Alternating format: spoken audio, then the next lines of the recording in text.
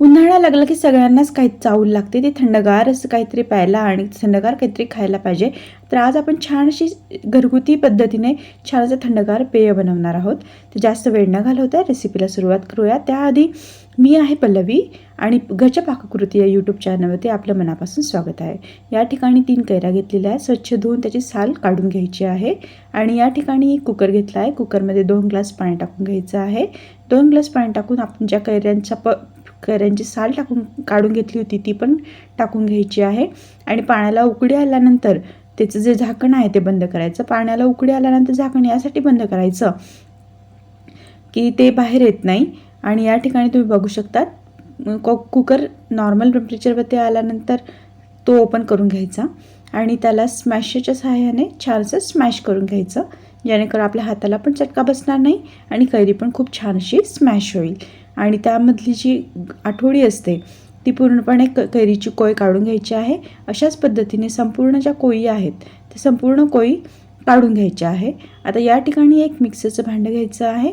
त्याच्यामध्ये 2 वाटी साखर टाकायची आहे. साखरेच्या ऐवजी तुम्ही गुळही घेऊ शकता, पण मी सजेस्ट करेल तुम्ही साखरच वापरा. साखरेने खूप छान अशी चव येते. आणि आपण जो पल्प काढून ठेवला होता कैरीचा, तो पल्पही संपूर्ण यामध्ये टाकून द्यायचा आहे. कैरीचं याचं मिक्सरचं झाकण बंद करून घ्यायचं आहे आणि पल्स मोडवरती 1 ते 2 वेळेस असं फिरवायचं आहे. आणि छान आपला पल्प स्मॅश झालेला आहे, छान असा बारीक झालेला आहे. तुम्ही बघू शकता पल्प किती छान असं स्मूथ झालेलं आहे. मिक्सरच्या भांड्यामध्ये थोडंसं बॅटर शिल्लक राहिलेलं असतं, तर ते वाया जाऊ नये यासाठी त्यामध्ये पाणी टाकून घ्यायचं. थंडगार असं पाणी टाकायचं आहे.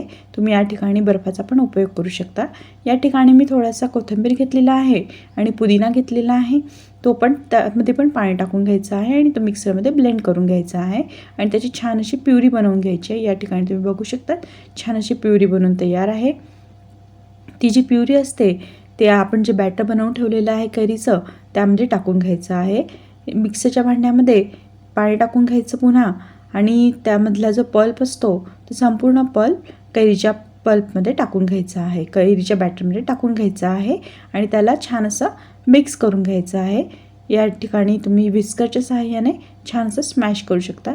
या ठिकाणी तुम्ही थंड पाण्याचाच वापर करायचा आहे आणि या ठिकाणी वाटल्यास तुम्ही बर्फही टाकू शकतात. आणि या ठिकाणी तुम्ही बघू शकतात आपलं जे बॅटर आहे ते बनवून तयार झालेलं आहे. आता या ठिकाणी एक गाळणी घ्यायची आहे आणि आपला जो संपूर्ण पल्प आहे तो अशा पद्धतीने गाळून घ्यायचा आहे. या ठिकाणी मी जलजिरा पावडर घेतली आहे 2 चमचे. जलजिरा पावडरने याला खूप छान अशी चव येते आणि प्यायलाही खूप छान असं वेगळं पेय तयार होते. या ठिकाणी घ्यायचं आहे काळं मीठ अर्धा चमचा आणि काळं मीठही यामध्ये टाकून घ्यायचं आहे. या काळ्या मिठानेही खूप छान असं लागते त्याची चव.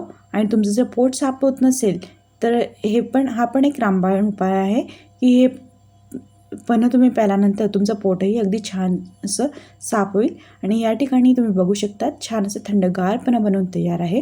तर आजची ही रेसिपी आवडली असेल तर रेसिपीला एक लाईक नक्की करा. चॅनलवरती नवीन असेल तर चॅनलला सबस्क्राईब करून लाईक शेअर नक्की करा. पुन्हा भेटूया नवीन रेसिपीसोबत. तोपर्यंत बाय बाय.